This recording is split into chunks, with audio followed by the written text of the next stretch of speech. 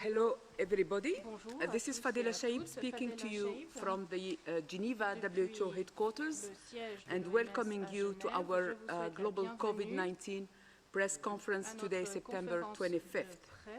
On Monday, we briefed you about the Kovacs facility, part of the Kovacs, the vaccine pillar of the access to COVID-19 tools, known as ACT Accelerator. Today, we are launching the ACT Accelerator investment case. Before we go deep in developing this important aspect, Dr. Tedros, our Director General, will address you first.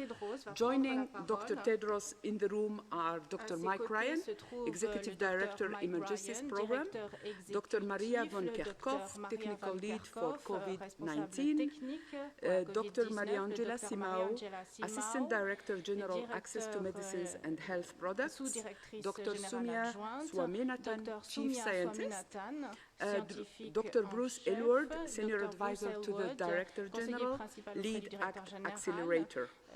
The briefing is being translated simultaneously into the 6 UN official languages, plus Portuguese and Hindi. Now, without further ado, I will hand over to Dr. Tedros for his opening remarks. Dr. Tedros, you have the floor.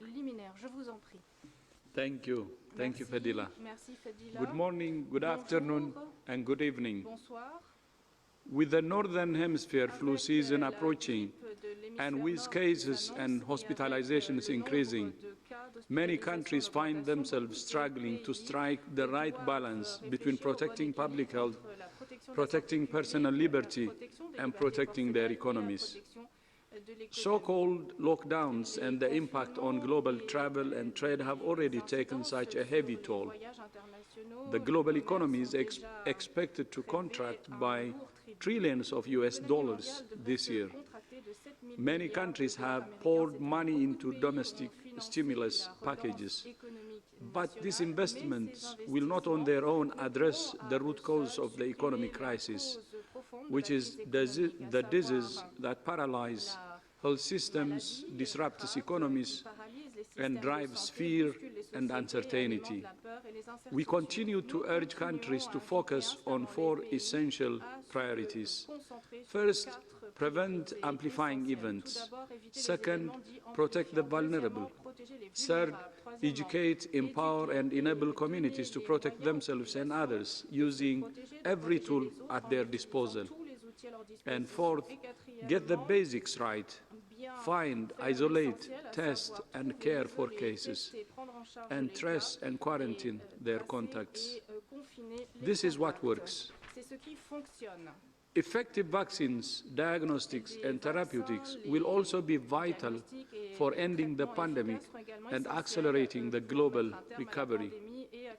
But these life-saving tools will only be effective if they are available for the most vulnerable equitably and simultaneously in all countries. The Access to COVID-19 Tools Accelerator is the best bet for speeding up the development of the tools we need to save lives as fast as possible and to make them available for as many as possible, as equitably as possible.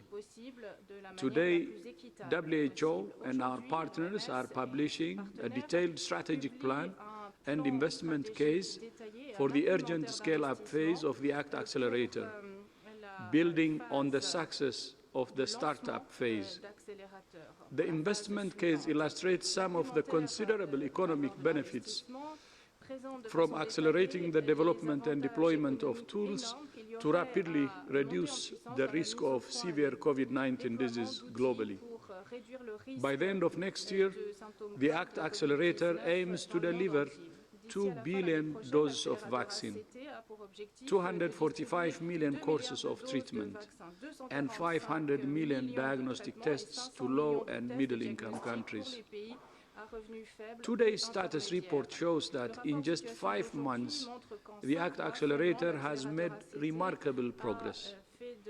The diagnostics pillar is evaluating more than 50 tests, including rapid and accurate diagnostics, and we expect to have more news on that next week.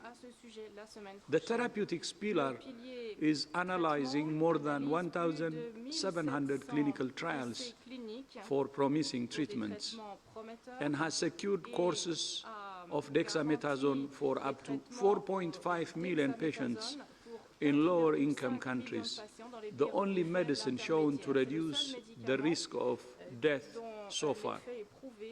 And Kovacs, the largest and most varied portfolio of COVID-19 vaccines globally, is supporting the development of 9 vaccines, and with several more in the pipeline. The number of countries joining the Kovacs facility grows every day. As of today, 67 high-income economies have formally joined, and another 34 are expected to sign. Joining 92 lower-income countries who are eligible for financial support through Gavi. Investing in Kovacs increases the probability of being able to access the best vaccine and hedges the risk that countries that have entered into bilateral agreements end up with products that are not viable. The ACT Accelerator is an unprecedented global effort. Of course, realizing its vision needs investment. The current financing gap for ACT Accelerator stands at $35 billion. $35 billion is a lot of money, but in the context of arresting a global pandemic and supporting the global economy recovery, it's a bargain. To put it in perspective, $35 billion is less than 1% of what G20 governments have already committed to domestic economic stimulus packages. Or, to put it another way, it's roughly equivalent to what the world spends on cigarettes every 2 weeks. Of the $35 billion, $15 billion is needed immediately to fund research and development, scale up manufacturing, secure procurement, and strengthen delivery systems. Normally, these steps are done sequentially. We're doing them all at the same time, so that as soon as a product is ready to go, we can get it to the people who need it immediately. We're not asking for an act of charity. We're asking for an investment in the global recovery. The economic benefits from restoring international travel and trade alone would repay this investment very, very quickly. Next Wednesday, world leaders will meet virtually for a high-level side event during the United Nations General Assembly to discuss the work of the ACT Accelerator and to call for the financial commitments to realize its promise. The window of opportunity is now. We must act now and act together to end COVID-19. I thank you. Thank you, Dr. Tedros, for your opening remarks. We will now open the floor to questions from journalists. I remind you that you need to raise your hand, use the raise your hand icon in order to get in the queue to ask your questions. I will now give the floor to Mr. Du Yong from Xinhua. Can you hear me? Est-ce que vous m'entendez? Okay. I can Mr. hear you. Young, or? Can you hear me? Yes, I can hear you. Oui. Please go ahead. Je vous en prie. Okay. Thank you for taking my question. Merci d'avoir pris ma question. Many world leaders expressed support for multilateralism at the UNGA. The Chinese president has also reaffirmed the commitment multilateralism and stress that solidarity and cooperation is the most powerful weapon in the face of COVID-19. So the WHO continue to utilize multilateralism to beat the pandemic. Thank you. Thank you, Mr. Young. I would like to give the floor to Dr. Ryan. Je donne la parole au Dr. Ryan. The World Health Organization was actually created as a multilateral institution by 194 member states. It owes its very existence to the idea of multilateralism, sharing of knowledge, collective responsibility for global health, and collective action to protect it. The work that we do today in every aspect of this response, the work that partners in the ACT Accelerator are doing around the world speaks to that mandate, it speaks to that responsibility, and one which we take very seriously. And therefore, yes, of course, this is a time that the Director General's speeches time after time. He's been calling since January, February for solidarity, science and solutions. And the ultimate expression of solidarity is governments acting together collectively and in a coordinated fashion to solve problems for all our citizens. And we very much welcome all of the commitments to that we've seen at the UN General Assembly from many, many countries over the last week.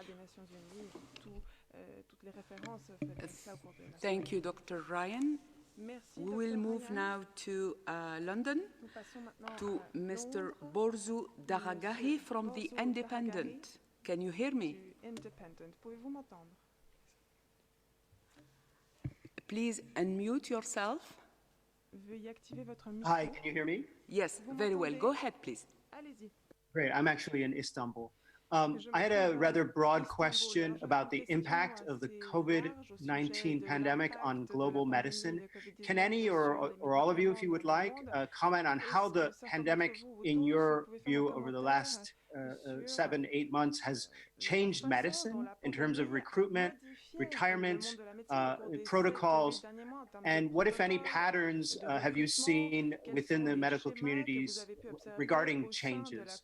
Amnesty said earlier this month that at least 7,000 medical workers have died of COVID-19.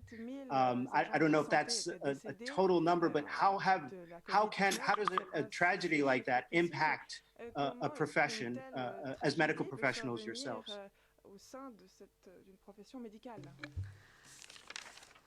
Thank you. To respond to your question about the impact on health workers, I would like to give the floor to Dr. Edward Kelly, who is Director, Integrated Health Services at WHO. Dr. Kelly, you have the floor. Thanks for the question. And the bottom line is that COVID has changed probably forever many things in our societies, but certainly it's changed the delivery of health services. Just last week with Dr. Tedros and a number of people here in the room, we celebrated World Patient Safety Day, the theme being safe health workers, safe patients, to talk about the impact of COVID, and not just infections, but the stress and the mental health and also the new ways of working that have forced the medical community to adjust to COVID.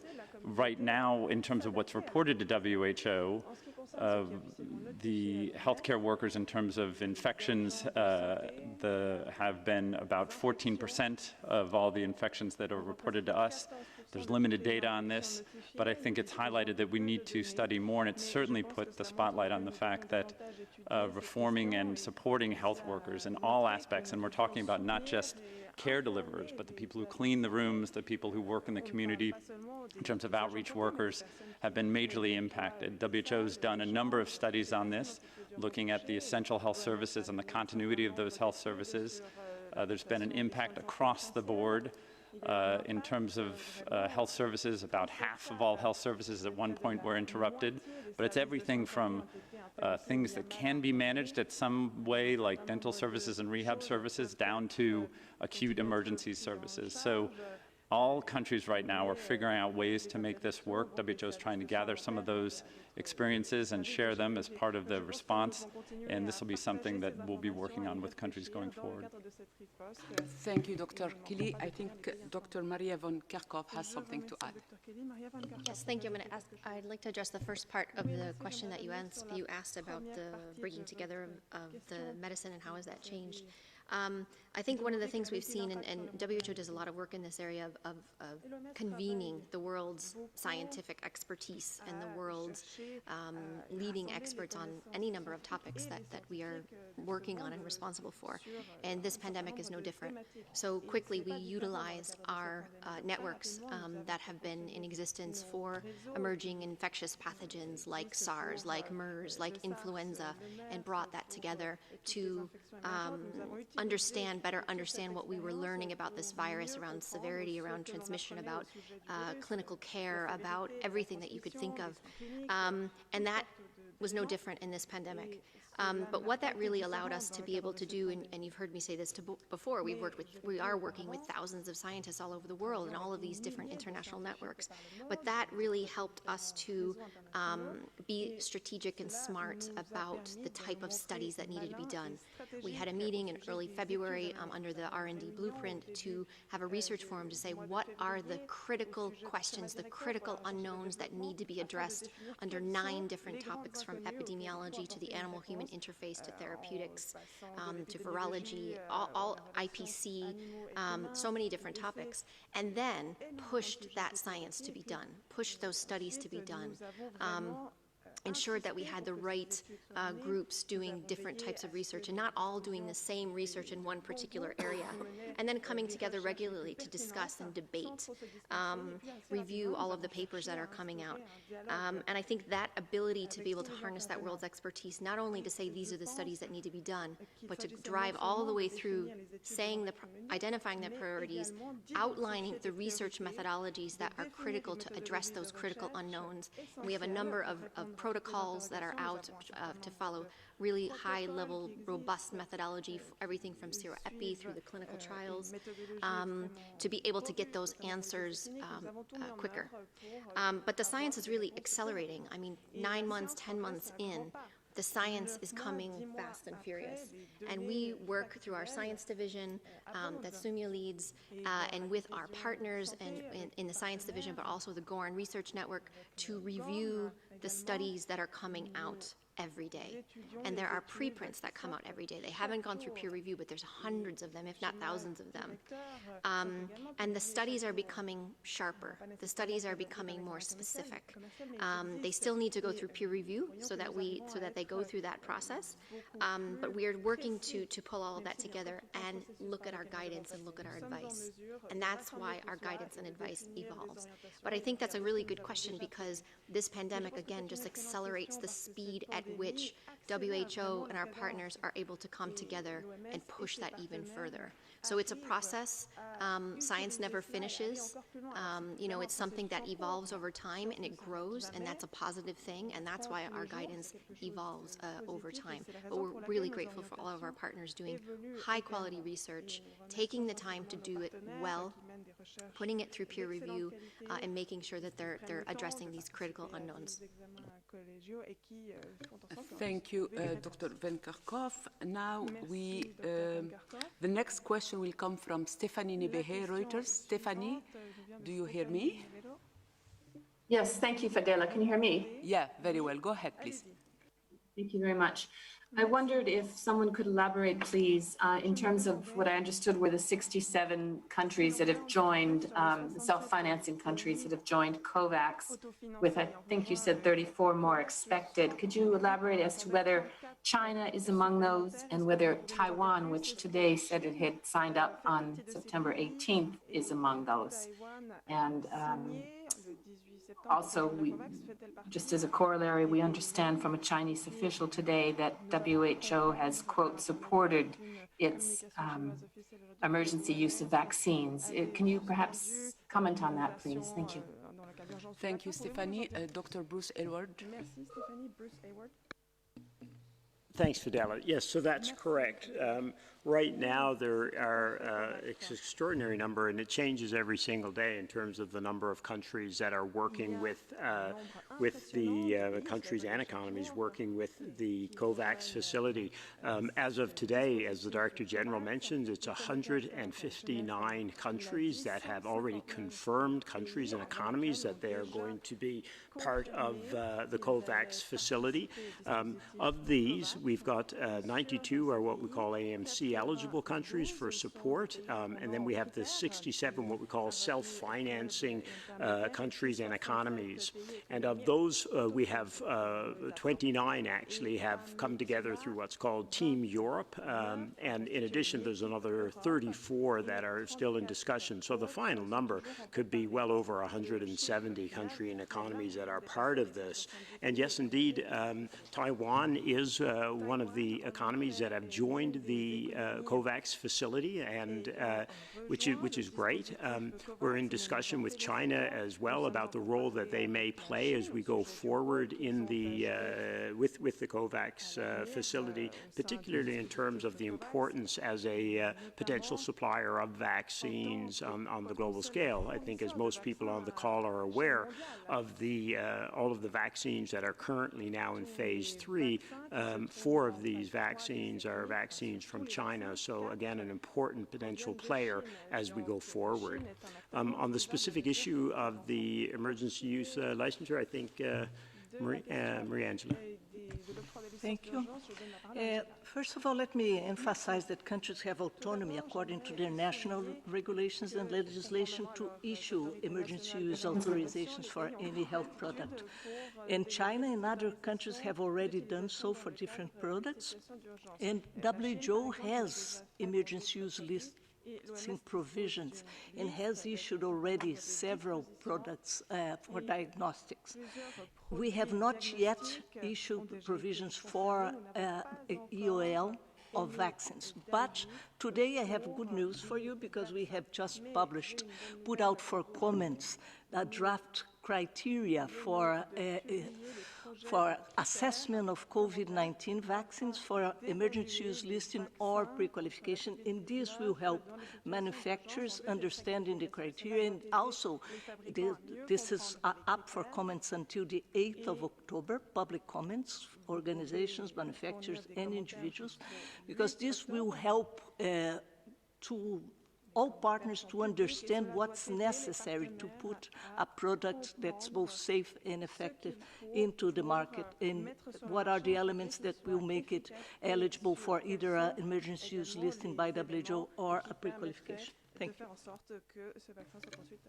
Thank you so much, Dr. Simao. The next question is I will give the floor to Robin Millard from AFP, Agence France Presse. Robin, can you hear me? Hello, yes. Can you hear me? Yes, very well. Go ahead, please. The world is approaching 1 million deaths from COVID-19. Is it unthinkable that 2 million might die before a vaccine becomes widely available? Thank you, Robin. Dr. Ryan will take your question. Thank you. It's certainly unimaginable, but it's not impossible, because if we look at losing 1 million people in 9 months, and then we just look at the realities of getting vaccine out there in the next 9 months, it's a big task for everyone involved to, as Marie-Angela's just outlined, the issues of listing, there's the issue of scale-up, there's the issue of funding these vaccines, there's the issue of distributing these vaccines, and then the issues of acceptance. And beyond that, with the work we still have to do in controlling this disease. And remember, we have things we can do now to drive transmission down and drive down the number of deaths. We're seeing clinical case fatality rates slowly drop. We're seeing doctors and nurses making better use of oxygen, better use of intensive care, the use of dexamethasone, which again was referred to in the DG speech, and which the ACT accelerator will provide a lot of focus on, and other therapeutics as they come online. So it is 1 million is a terrible number, and I think we need to reflect on that before we start considering a 2nd million. there is a lot that can be done to save lives, both in terms of disease control, existing life-saving measures, and the innovations that are coming down the pipe. The real question is, are we prepared collectively to do what it takes to avoid that number? Are we prepared to fully engage in the surveillance and testing and tracing, in managing our own risks at society and community level, governments supporting communities to take that action? Are we willing to make the investments now that are needed in the ACT accelerator, especially in Kovacs? Because these are the, number one, the investments we need to make and the actions we need to take at all levels of our society, both subnationally, nationally and internationally. Are we willing to take the multilateral action, the collective global action, to take control of this virus rather than this virus controlling our destinies? If we don't take those actions and we don't continue to escalate and evolve the nature and scale and intensity of our cooperation, yes, we will be looking at that number, and sadly, a number much higher. So the time for action is now on every single aspect of this strategic approach. The DG has said it again and again and again. Not just this, not just test and trace, not just clinical care, not just social distancing, not just hygiene, not just masks, not just vaccines. Do it all. And unless we do it all, the numbers you speak about are not only imaginable, but unfortunately and sadly, very likely. Thank you, Dr. Ryan. Dr. Elward has something to add. Yeah, thank you very much, and thanks for the question, Robin. I think we have to be super clear. Whether another million people die of COVID-19 is not a function of whether or not we have a vaccine. It's a function of whether or not we put the tools, approaches, and knowledge that we have today to work to save lives and prevent transmission. It's as simple as that. And if we start thinking about it as a function of the vaccine, people will unnecessarily and unacceptably die as we wait for a vaccine. We should not be waiting. We have made incredible progress in terms of reducing mortality from this disease, in terms of preventing the most vulnerable and the highest risk from getting infected by this disease.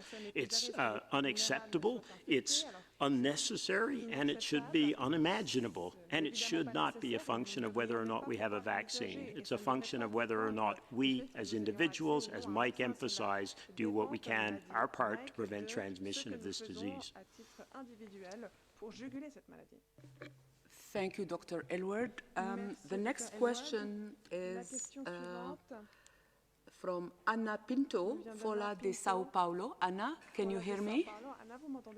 Thank you, Fadila, and good afternoon, everybody. My question is about how to talk to younger people. The European Commission said yesterday that this is the last chance to avoid new lockdowns like those imposed in spring, and called for the young people to comply with the physical distance rules and protect themselves and protect others.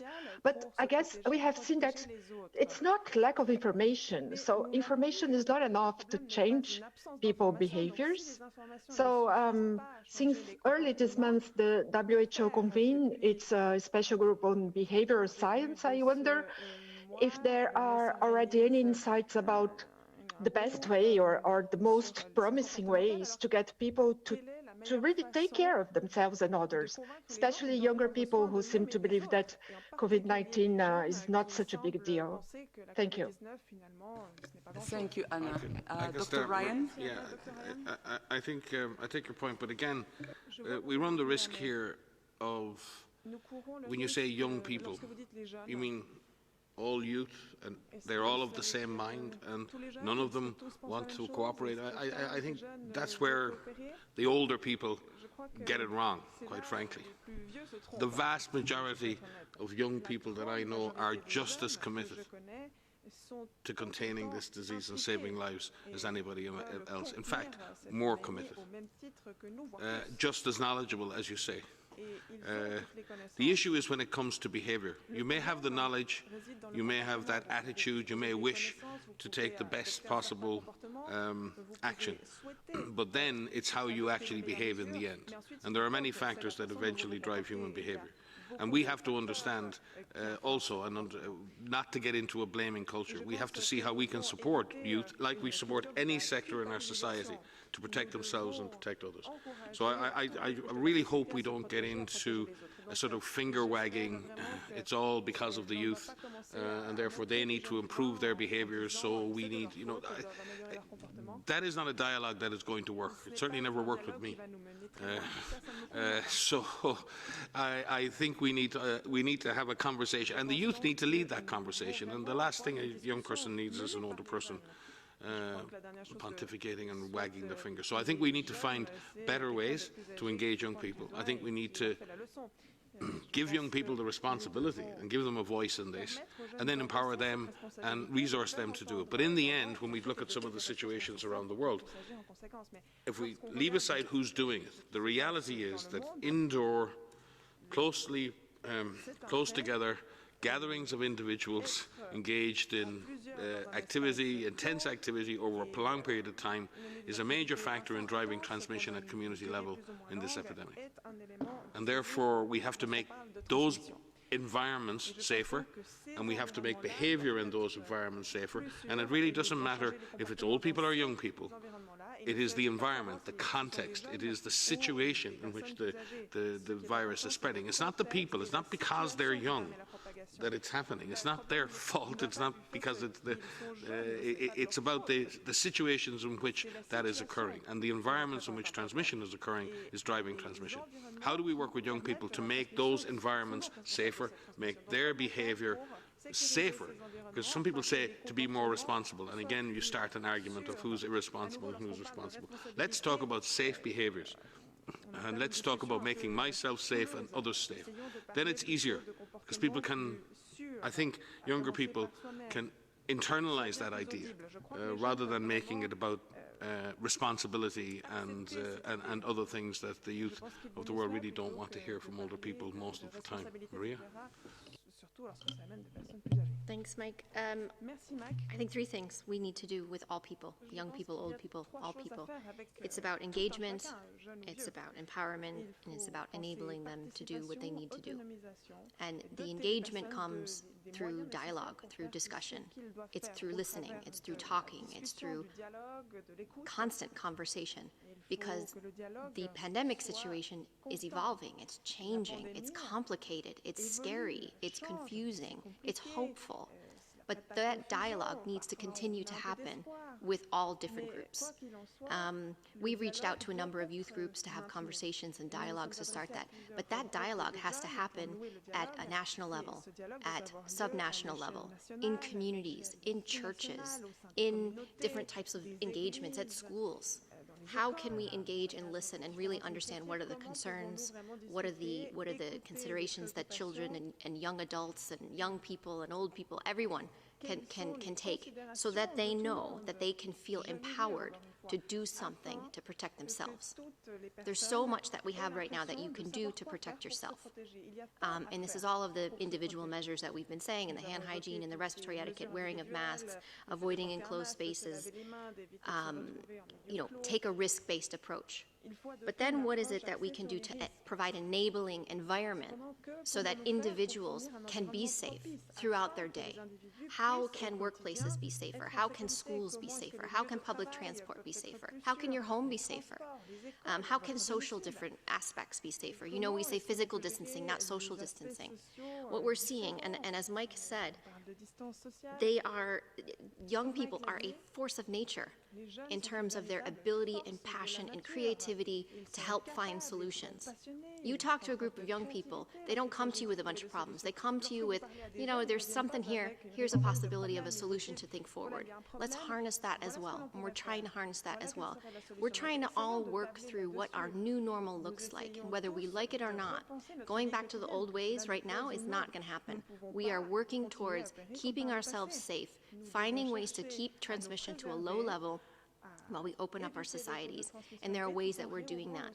How can we remain social with our friends but keep physically distant? How can that place where I want to go be safer by improving ventilation through either natural ventilation or other means? How can we reduce the number of people that are there? But I think, we really need to stop blaming each other on what is wrong and work together to find these solutions. There's just no way around it. And I agree, Mike. You know, young people don't want to be told what not to do, don't want to be scolded. The reason we're seeing changes in the epidemiology in terms of the numbers of cases of younger people has to do with a number of factors. It's the surveillance that's different. You know, we're now able to look for more mild end of the spectrum in terms of surveillance activities. And societies are opening up, and we're learning how to calibrate this, keeping suppression low while opening up. But listen, you know, young people need to speak up, speak out, hold your leaders accountable, hold us accountable to find these solutions, and we need to work together to be able to do so. Thank you, Dr. Von Kerkhove. Yeah, Dr. Tedros, please. Yeah, just one issue. I think I don't want to take much time because we have to move to the. One thing I just would like to add is let's not assume that the number of cases or deaths are uniformly distributed throughout the world. 70% of the number of cases and more than 70% of the number of deaths came from 10 countries. So going forward, I think we have to focus on countries that have contributed much to this and how those countries can cut. That could really slash the number of cases and the number of deaths. The number two, as colleagues said, when we started, the unknowns of the virus were more. We didn't know much. Now we know a lot about the virus. Still there are some unknowns, but we know more and we have very effective tools at hand. And Mike had outlined those tools we have, and Bruce too. So we have to implement those tools now while investing in vaccines. And I have also outlined the 4 tools in my speech.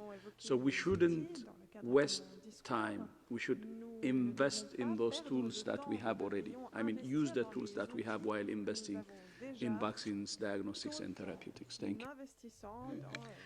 Thank you, Dr. Tedros. We'll now move to the next question. Sophie from SABC. Sophie, can you hear me? Yes, I can hear you. There was a hype around how Africa, as usual, the dark continent, as many characterize our continent, even though it's one of the progressive continents right now, that there's going to be a catastrophe when we have the cases. But it was not to be, and it looks like there's a concerted effort to try and paint the continent as being faulty in terms of reporting its cases, and people don't believe that we have the numbers that we have as a continent. And perhaps we were proactive to ensure that we don't have high numbers, even though my country, South Africa, had problems, and only yesterday numbers went up.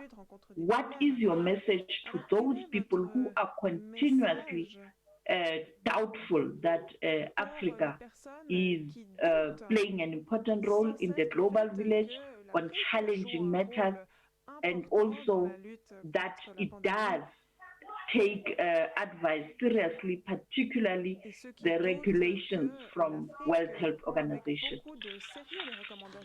Thank you, Sophie. Dr. Ryan? No, it is, and I think we can look to Africa, and yes, certainly the reported numbers and, most importantly, the reported deaths from Africa are low, and they're the lowest in the world. We were all very concerned as this pandemic spread around the world. And you'll remember here at many press conferences we spoke about our concern for refugees, we spoke about our concerns for people living with HIV, we spoke about our concerns for testing capacity and clinical capacity in many countries. But we also spoke about the inherent resilience in Africa. We spoke about the maturity of community-based surveillance, of syndromic surveillance in Africa, of collective action, and I've certainly said it here personally, because I've had, and Dr. Tedros has too, so does Bruce, a lot of personal experience in the front line, how adaptable and how creative people, professionals, healthcare workers are in Africa at getting the job done and getting the care that people need, despite rarely having enough resources. So we spoke about both of those, but there was still a lot of concern. We're very pleased that in places like South Africa are bringing the disease under control and that we haven't seen this awful impact in people living with HIV. Again, governments and humanitarian agencies deserve great credit. A lot of work has gone into protecting vulnerable refugee and displaced populations, and also Africa benefits from its age distribution. The median age, I think, in Africa is 17 or 19 years. I mean, 50% of the population are in their teens in Africa. It gives an advantage in terms of the mortality from this disease. But Africa hasn't escaped unscathed. There are still many, many deaths, and South Africa had a very severe impact of disease. On the testing front, again, countries in Africa have really accelerated their capacity. We've worked with African countries, our regional director, Dr. Chidi Mueti, and the team, John Nkengazong, and the people at Africa CDC, the reference labs that we built, worked with South Africa and within Senegal, have worked to ensure that all African countries now have laboratory testing capacity. It is still not completely adequate, but it has increased in availability, and testing is much more widespread. But there are still many areas outside main cities where testing is not as good as it should be. So there still is a phenomenon of under-detection of cases, but it has got better. So overall, yes, we're not out of the woods anywhere, and I would say we're not out of the woods in Africa. The idea that everything is fine and everything is going to remain so, I think we need to be very, very careful. Africa needs to remain on guard, it needs to remain ready, it needs to continue to do testing and tracing and surveillance, and we need to continue to support those countries. The thing, though, and maybe Ed will speak to this, that African countries have suffered in this pandemic beyond the disease is the disruption of other health services. And that in itself is having an impact right now, and something we need to deal with in terms of recovery of those systems and avoid that negative impact of diversion of healthcare and diversion of healthcare services. The DG will maybe want to speak on this too, but Ed may have some figures on that. So yes, it is not a catastrophe by any means. And I would say, and again I've said it, Africa has many lessons to teach the world about how to be resilient, how to be creative. I have learned side by side with many of my African colleagues in the front line, and I guarantee you I've learned more than I've ever taught. And therefore I think we need to look at the bottom-up approaches in Africa, the way in which responses are localized and communities participate, and the focus of health systems. And I know so many of my African health colleagues, when you talk about a public health problem, the first thing they will say to you is, what does the community think? It's instinctively much more. Whereas you talk to northern medical colleagues, we medicalise and we biomedicalise every situation. And the thing I've noticed over my career with colleagues who've been trained and worked in Africa is that they immediately think about the community dimension as the first thing they think about, not the last thing they think about. And so I think maybe Africa is teaching us a trick or two. But again, don't get me wrong, Africa is not out of the woods. Vigilance is absolutely required.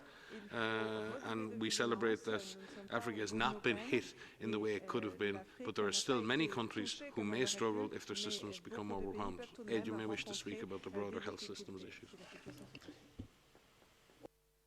Yeah, just to jump in really quickly, thanks Mike for that. To note this, it's a great question, but in many ways it's true for all countries that the toll for the services that were interrupted and the services people weren't able to get may end up far outstripping, in almost all countries, the toll from COVID. Eventually we will see that, but certainly in Africa, you look at service capacity and the health workforce. In some countries, WHO has talked about the shortage of the healthcare workforce globally, Many countries realize that they have surge capacity issues over the course of the last months. In Africa, some countries are looking at 2 physicians for 100,000 people. So the idea that you can then continue to provide services while also trying to concentrate on this new disease and track and trace is very difficult with a workforce capacity like that. The impact on health services was higher, and the interruption on health services was higher in Africa than in other regions, only behind the Eastern Mediterranean region, where we saw in Africa about 60% on average of services were disrupted. But also, though, there's, as Mike was saying, there's incredible stories and a history, recent and current history, with dealing with outbreaks while they're also delivering services to their populations. I have a very good friend, Francis Kate, who's Chief Medical Officer in Liberia. He gave a great interview early on in the outbreak where someone said, well, how is it that Liberia's been able, a country quite poor with very poor service capacity, able to handle this major outbreak that's brought other countries to their knees? And he said, well, we have a very simple 3-pronged strategy. We're testing as many people as we can. We are tracing every contact we have, and every single day we adjust our strategy. And it's a lesson for other countries. Thank you, Dr. Kelly. Dr. Tedros? Just one thing I would like to add. I don't want to, because Mike and Ed have already said everything that has to be said. One thing I would like to add is Africa is a continent. Africa is not a country. So there are differences between countries on how they handle even COVID or other things. So when we analyze, it's really important that we see country by country. In Europe, by the way, the same thing, because even in Europe, it's one continent, but the response to COVID varies significantly from one country to the other. So checking that will be very important, because there are 55 countries in Africa, and it's a continent, and there will be variations. And I would actually urge that we check country by country. Thank you. Thank you, Dr. Tedros. Let's move now to BN Kumar, Bees News Connect, India. Mr. Kumar, can you hear me?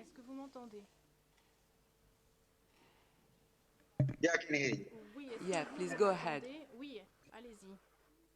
We have been talking a lot about the collective responsibility, collective working, etc. for the COVID vaccine.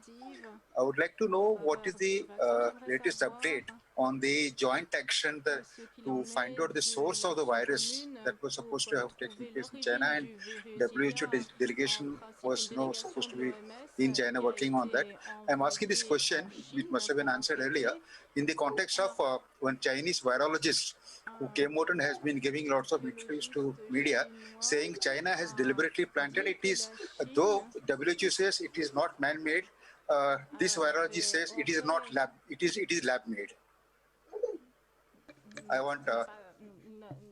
Thank you, Mr. Kumar. Dr. Mike, if you can answer this question.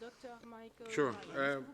WHO has been working actually since early February on the whole issue of the animal-human, the breach in the animal origin and the animal-human species breach, going right back to the first research meeting actually that Sumia oversaw, myself and others in February. And in fact, we have identified the animal-human origin as one of the key pillars of research. Same status as vaccination and many other things. Working groups were established at that time. The groups subsequently met again, I think, in July, and again looked at progress and advances in understanding of the animal models, the origins of disease, the different work that was going on around the world in different countries, and again updated the research roadmap for the animal-human interface. We've worked very closely with FAO, with OIE and other partners on that agenda.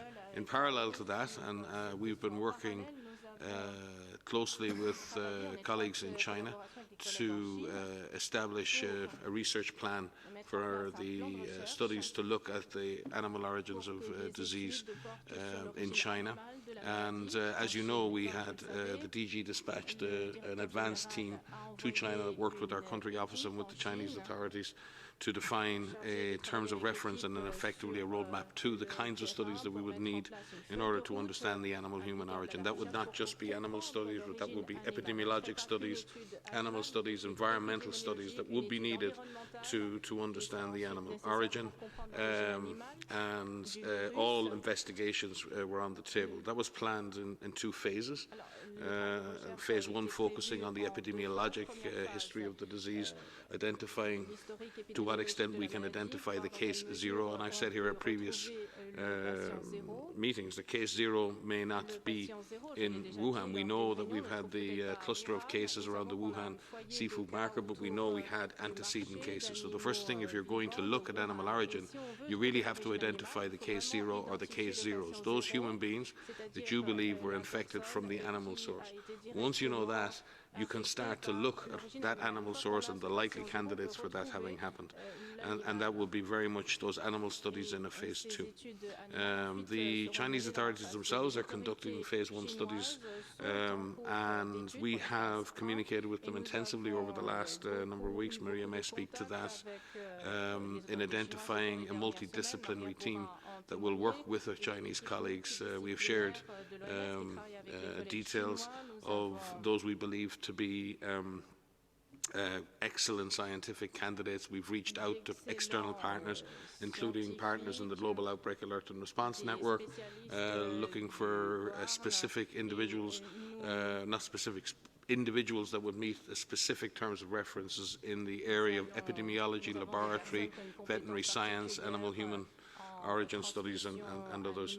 And we would hope very soon to conclude a final agreement on a deployable team that can visit China to work with our colleagues there on advancing phase 1 and phase 2 studies.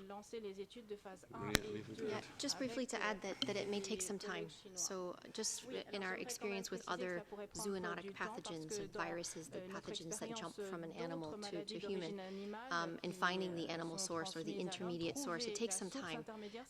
In our experience with MERS coronavirus, it took us over a year to find the host, which is the dromedary camel. And those came from detailed studies that were done with humans and in the environments where they lived and looked. And these come from very detailed investigation studies that are done, research studies that are done. And as Mike has said, having that multidisciplinary approach and coming at it from all different types of angles is what scientists do when they do research. They bring together the virologists and the anthropologists and the people at the animal-human interface and veterinarians and others to just think through what may be the types of hypotheses. We did that for MERS. We did that for the first SARS virus. And we do that for Ebola. And looking at in the history of trying to find the animal origin or the intermediate host, that does take some time, and it does take research, and it takes dedication to be able to look for that. So as Mike has outlined, it's something that we and the global community has identified as a critical thing to do, as a focus of focused research. We're working with our Chinese counterparts. Even in February when Bruce and I were there, working with our counterparts, that was identified as well as a priority to be able to determine. Because what's important from the public health perspective is if you don't know what the animal source is, if you don't know what the intermediate source is, it can happen again. And so there are so many scientists that are working at what we call the animal-human interface. And essentially this is an entire discipline and disciplines of people that study these viruses that circulate in animals and different animal populations and look at their potential. These are other viruses, their potential to spill over. And so there's a whole body of research that's out there, and we're constantly looking what the next one may be. So it may take some time, but we are working very closely with our Chinese counterparts, as Mike has said, to advance the research in this area. Dr. Tedros, you have the floor. No, I just wanted to add one part. I think Mike and Maria have already said it, but just one aspect. WHO believes in science and evidence, and that's why we say science, solutions, and solidarity.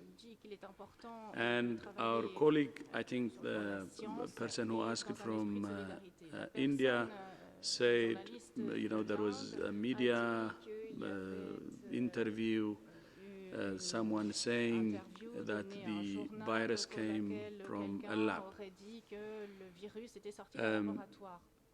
But as far as we're concerned, and so far, as all the publications we have seen, the publications say it's actually something, the virus has happened naturally. It came naturally. So these are all the publications we know. And if there is anything that will change this, it should come through the proper scientific process.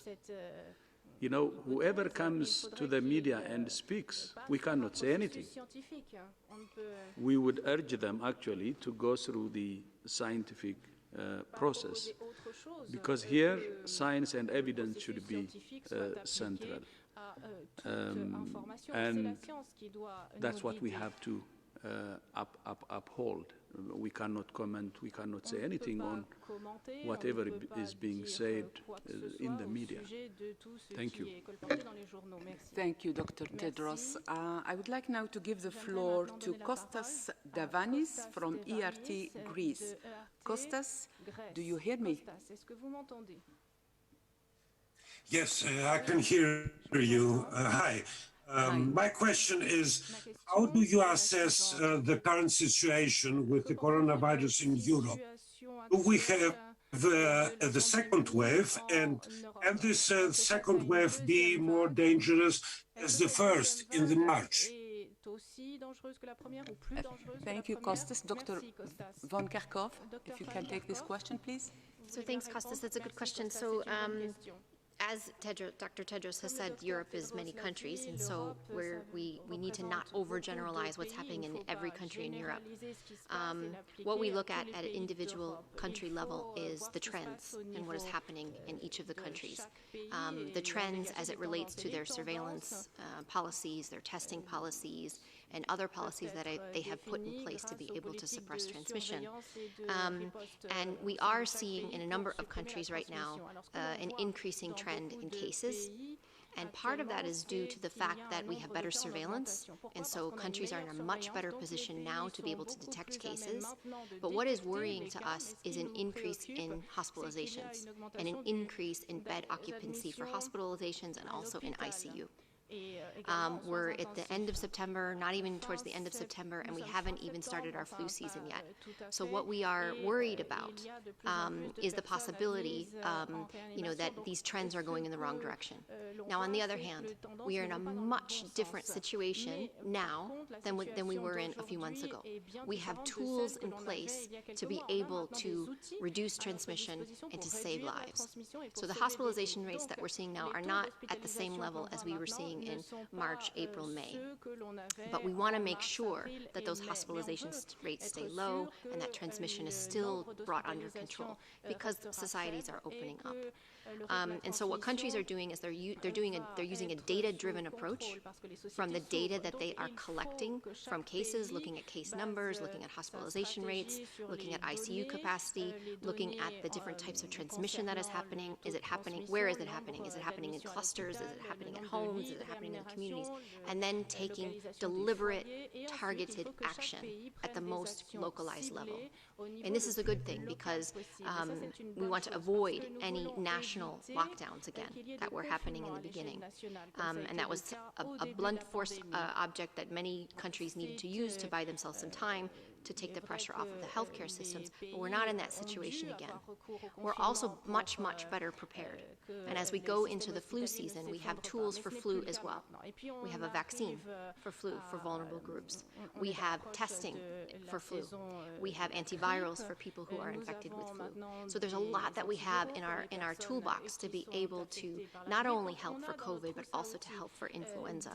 And so we're looking at the trends. We're working with countries countries to be able to see how the different measures need to be implemented. But what we're seeing is strategic action in localized areas to be able to bring transmission under control.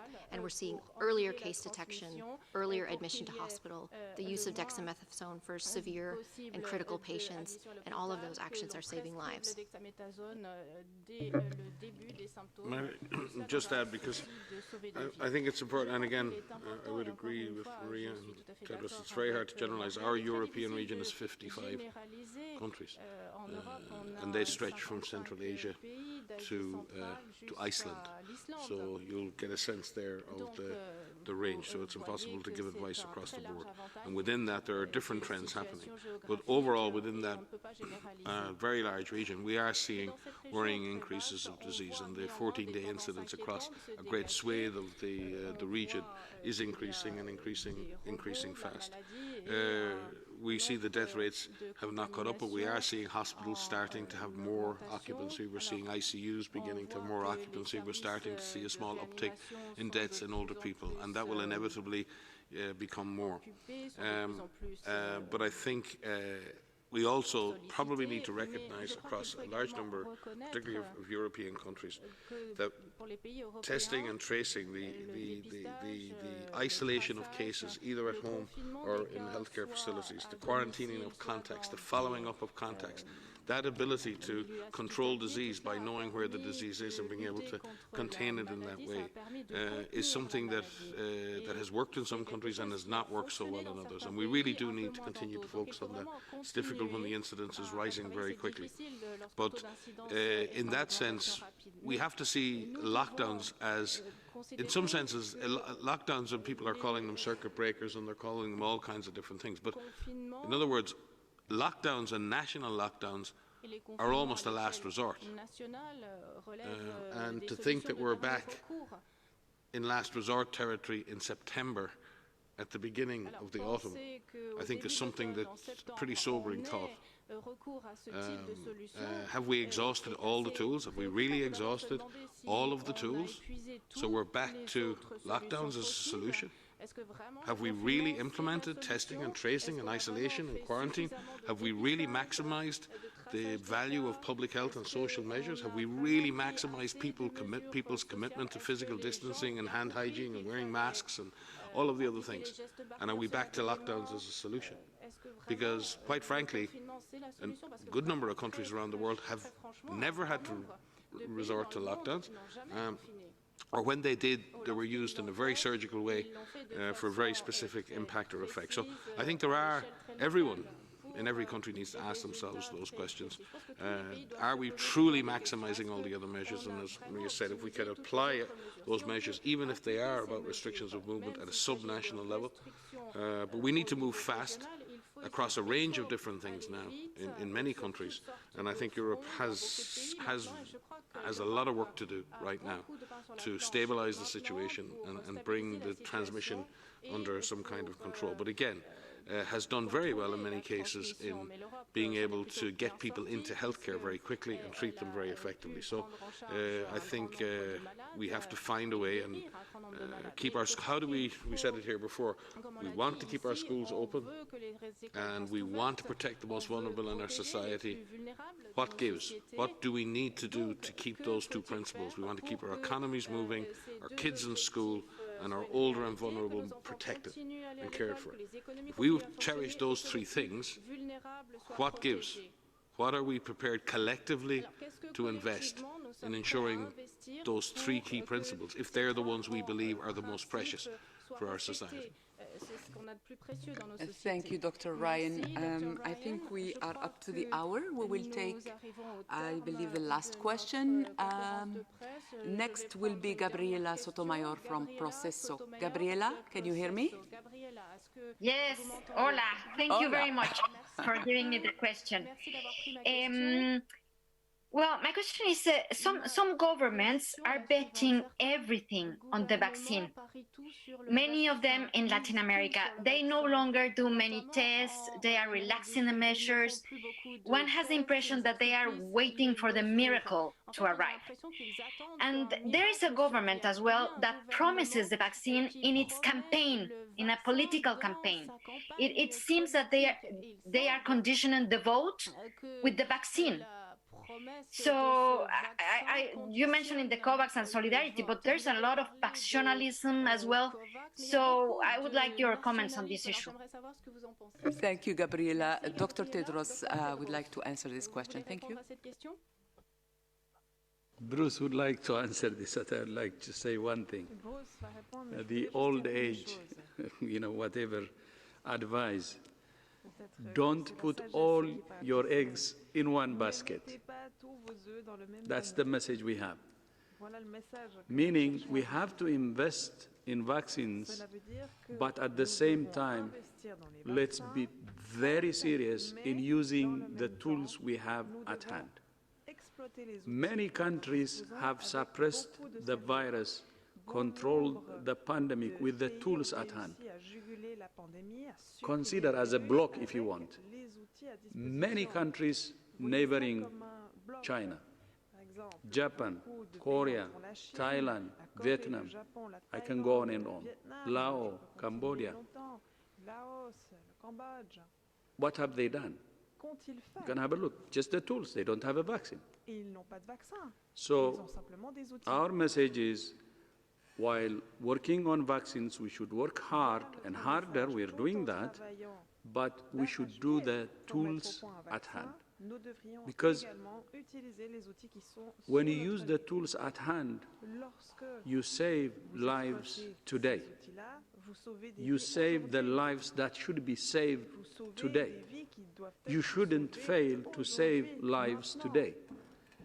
And you can't save people who are dying today by just praying or working only for vaccines that will come later. You have to save lives today. That's why we need to use the tools at hand to the maximum.